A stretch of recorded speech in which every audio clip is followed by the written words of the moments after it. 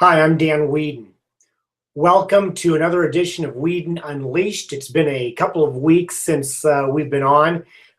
First, my mistake on when Columbus Day was. I had it a couple of weeks ago and it was last week. And so I got a little bit mixed up in that. So my apologies, but we are back and rolling. And glad to have you with us either live or watching this on my YouTube channel later on. Thanks for joining us. This ends up being usually about a 15-minute conversation, discussion on a best practice, on a concept, on a topic that is of interest to me and I write about on my extra points. And today that's what we're going to be talking about. Before I do, just a quick reminder that you can get extra points. If you're not getting it in your inbox right now, you can subscribe to it. If you go to my website at www.danweedin.com, you can also email me at dan@danweedin.com and say that you want in to get the extra points.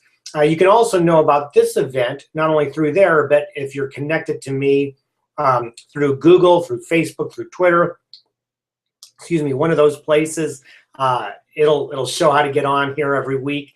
We do this every Monday at noon Pacific time, 3 Eastern, all times in between.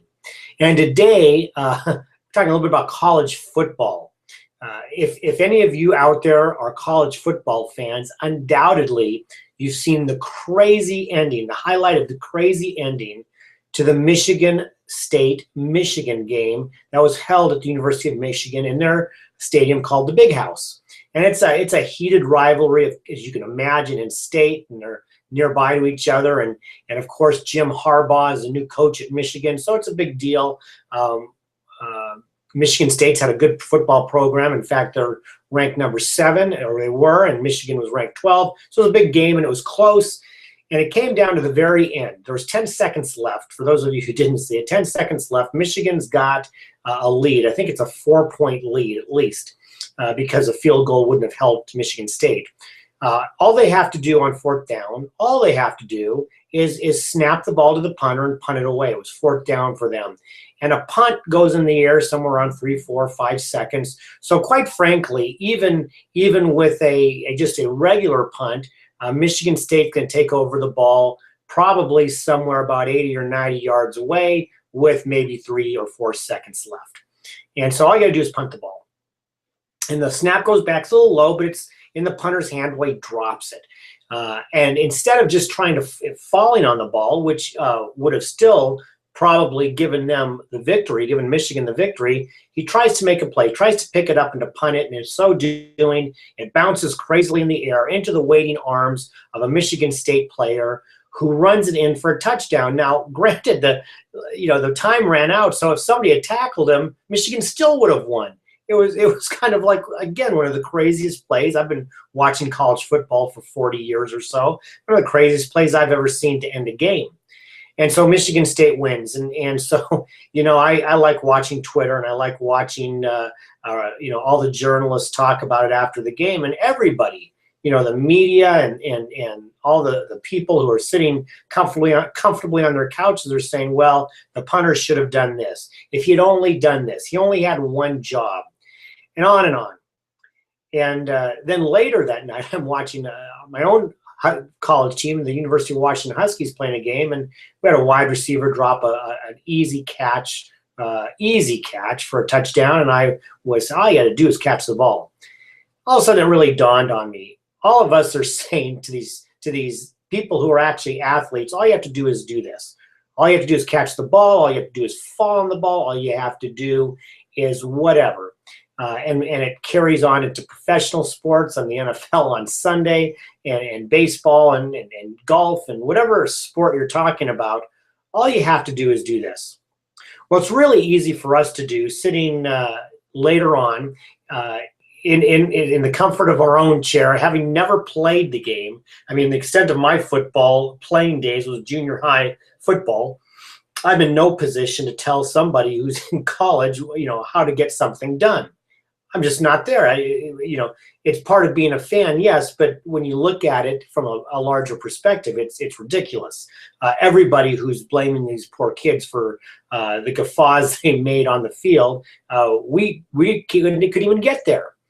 And so it made me start thinking, my daughter is a nurse, and I often wonder, these nurses that come highly trained, she has a master's degree, come highly trained in a very difficult and challenging field, are often told by people who don't even have a 10th grade education what to do.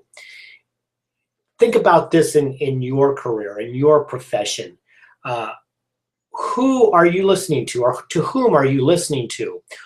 Where are you getting your advice, and are you listening to the right people? You're going to get, no matter what profession you're in, you're going to get people saying, hey, all you have to do is do this.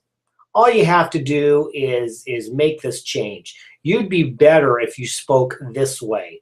Whole lot of advice, and quite frankly, a lot of it is unsolicited. I'm a big believer in coaching, big believer in mentoring. I think you should do it, I do it.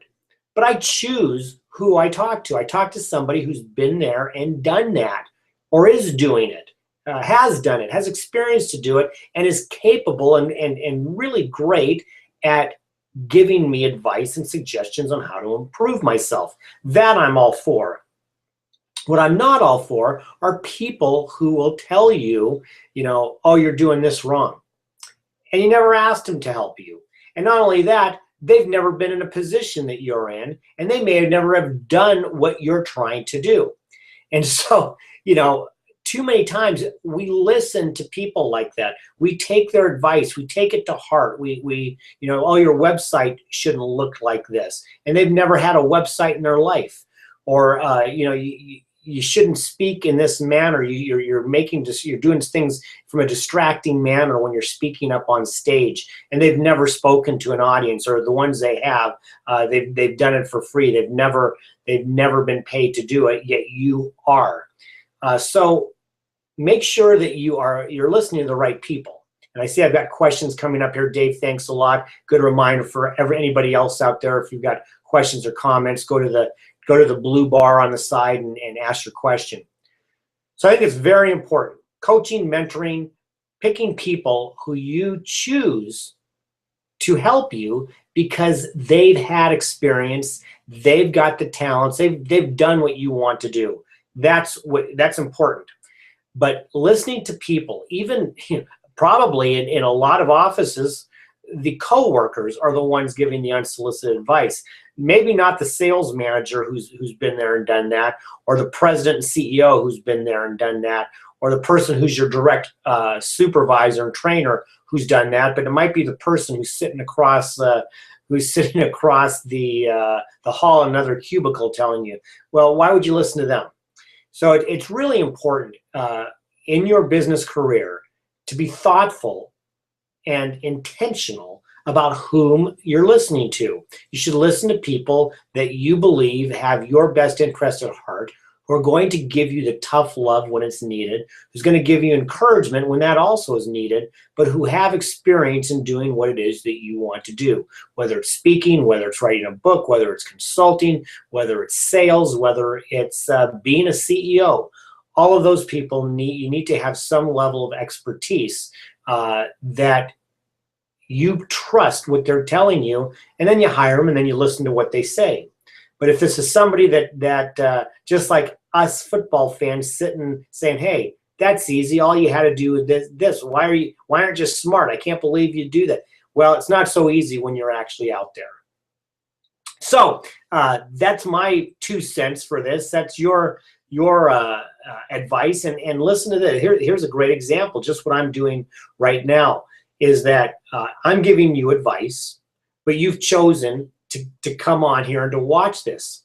So what you've done is you're making an intentional decision. I'm going to listen to Dan, and I may or may not take what he's saying to heart, but at least it's been my decision that I've gone in and sought him out. The same is true about anybody that you follow, that you are intentionally doing that. You've sought them out for a reason. So let me take a look at Dave's question here. What if you have conflicting advice or suggestions from equally competent sources? It's a great question. Tony Robbins and Larry Winget.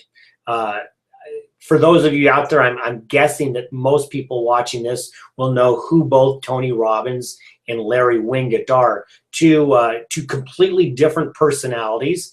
Both individuals, I'll just say this, both individuals that have gravitas, that have done a lot of things in their careers, been very successful and have followings. So you have two different people, Dave says, and correctly so, who have different conflicting advice. Here's what you have to do. Excuse me. Here's what you have to do.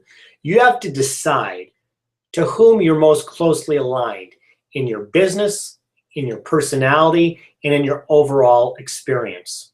So for instance, I'm going to use a different name. I just lost his name. Holy cow! He does the sales caffeine thing. He's a guru for sales. Jeffrey Gitomer. Sorry, Jeffrey Gitomer is a sales guru. If you're in sales and you're deciding between listening to Jeffrey Gitomer's advice, or let's just use Tony Robbins, who is really not a sales guy, you'd probably gravitate more towards a guy like Jeffrey Gitomer. If you are in consulting, hopefully you'd be listening to maybe something I'm saying, or a guy like, excuse me, a guy like Alan Weiss, who's been in consulting for 40 plus years and written 55 books on it, as opposed to a guy like Larry Winget, who's not a consultant. He does other things. So where are you in the industry, and how are you aligned? If you like both Tony Robbins and Larry Winget, and maybe you feel aligned to both of them, then it's up to you to make a decision on which makes the most sense for you. So when I talk about whom are you listening to, my biggest thing is if you think both of these are competent sources and they're saying different things, then it's up to you to make a decision which one makes the most sense to you. But neither of them are giving you unsolicited advice. You've solicited both of them because you followed both of them. Now you've got a decision to make. Which one sounds the best? My biggest concern is when we start listening, and this is a collective we start listening to people that don't have the experience, have not been there. You know, if I'm listening to a college football analyst who played college football, and I don't care how successful or not, they played college football, I'm listening to them. That's why they're there, because they've been there and they've done that and they've experienced it. But if I'm listening to somebody who hasn't, and they just happen to be a commentator on it, this is their opinion, and I need to think about whether I want to believe it or not. But if I'm watching them, I'm thinking about it's not unsolicited. For you, Dave, and for everybody, all the Daves out there, everybody listening, in your business, choose to whom you want to listen to. Hopefully you're taking some suggestions and advice from me. If you're a consultant, if you're a speaker, if you're in business, as I am, that would make sense. I am not in a position to be a consultant for anybody who's in tech, who's looking for an IT person, or for somebody who's in the financial platform that does finances and math and stuff. That's not me. So you should be listening to somebody in your realm. So Dave, thank you for the question. I don't know if you have any more. We've been going on about 15 minutes here. My final point is this, and Dave, if you have anything else, go ahead and put that up there, and anybody else out there. My final point is this: to whom you listen to is very important. I highly recommend that you are listening to people, different people. Doesn't have to just be one. I think when you go out and you gather diverse sources, again, whether it be Tony Robbins and Larry Winget, Dan Weedin, whoever it is, we may have differences of opinion, and then it's up to you to decide. But what you want to do is avoid the unsolicited advice that comes from people who don't have even your level of expertise. Because if you want to get better, you need to hear from people who've been there, who've done that, who've been successful, and who have the ability to give you those skills, those activities, those behaviors, those concepts and strategies, tactics, techniques, all of that are able to help you. Follow up from Dave right under the or right at the bell. Very good.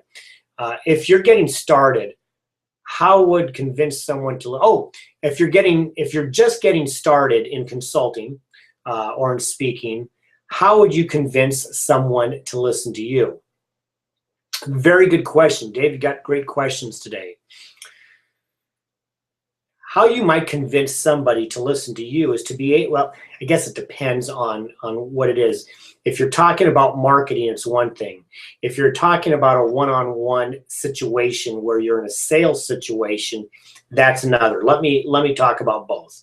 If you're in the latter, if you're in a sales situation and you're talking to somebody, it's really important that you listen to what it is that they need and find out if you are the right person. Number one, you got to find out first if you're the right person to help them down the road because of your unique experiences. We often don't give ourselves enough credit for our unique experiences, our unique skill sets, our unique talents, and our education and what we've learned and gone through. We don't give ourselves nearly enough credit. We need to listen very closely, find out what it is. So I know Dave is a speaker and has done some speaking and is very good at it. And so you've got experience there. You've got a unique experience with that and a lot of other things. If somebody who is just coming up in that realm or somebody who might feel like they're stuck, it makes sense to talk to you because you've been there and done that. And you can influence them in a way to show them that because of my background, because of my experience, because of my skill in letting you know things and helping you, I'm the right person.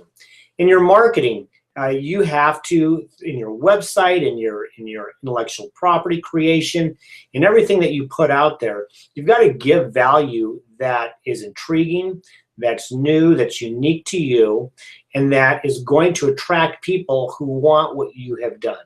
So even though you're just getting started in a consulting or a speaking business, if you've lived long enough, you've got great experiences. And all those experiences matter. You know, I can look back at me, and Dave, I hope this is helping to answer it. I can look back at me and say, what's unique about me that nobody else in the world has because they haven't lived my life is at one time in my life, I've been a volunteer firefighter. I've been the head coach of a high school basketball program that had 25 kids at a 4A school. I have done volunteer work and been on boards as a president and on boards of school districts, of nonprofit organizations. I have, I've been in Rotary for 23 years next month. I've lived in several different places. I've traveled to South America and to different countries. And I've just got experiences and life experiences I've had. Been married for nearly 30 years. I have 2 wonderful children. All of those bring stories. And so what really makes somebody, especially when they're getting started, what really makes somebody of interest and an object of interest and curiosity to other people are those unique experiences that are just you. So Dave, when you're looking at this, look at all of those unique experiences that you bring to the table and how you combine those to make somebody else stop and look and say, I wonder what he has, wonder what she has, wonder what, that can help me. So I hope that was of help to you. Thank you for asking the great questions. I see we have a couple of people out there. Last call. This is my last call. If you have any questions, Dave, if that fit the bill, let me know that as well. Great questions. Let me know if you have any more. Weedin Unleashed will be back next Monday, same time, 12 o'clock Pacific. This will be available on my YouTube channel. This recording, we've gone here a little bit. Oh, Dave said thanks. Thank you. This will be available. I encourage you to visit my website and look at a lot of the free information that I have on there, danweedin.com. My blog is weedin360.com. And in all those places, you'll see my new book, Unleashed Leadership. I hope you would take a look at that if you are in a leadership position, a position of influence over others, or you're an entrepreneur. It's a book that I think you'll gain some great value from, and I hope you'll pick it up. So for now, that's all I've got. Thank you for being part of this, and I hope that you will tell all your friends and come back next week. We'll do this all over again on Weedin Unleashed. Until then, ciao.